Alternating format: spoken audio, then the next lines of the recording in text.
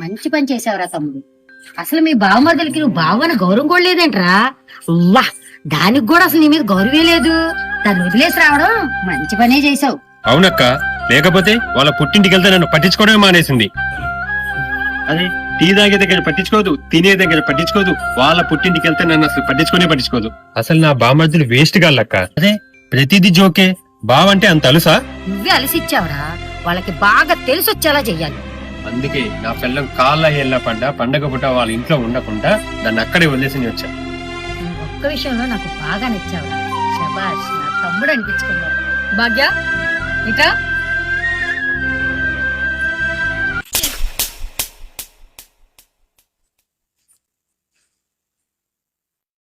ఏమ్మా అక్కడ కొట్టావేంటి?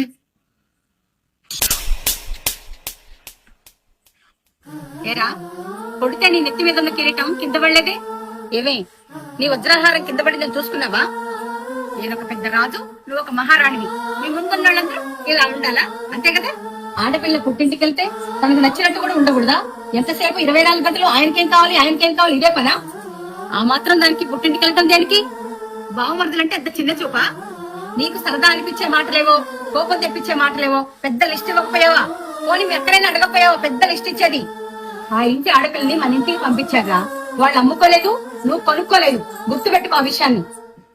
ఏమే, మీ ఆయన వంట చేయమంటే స్టవ్ వెలిగిటం చేత కాదు గాని కాపురాల్లో లిప్పు పెట్ట ఎప్పుడు నేర్చుకున్నావే?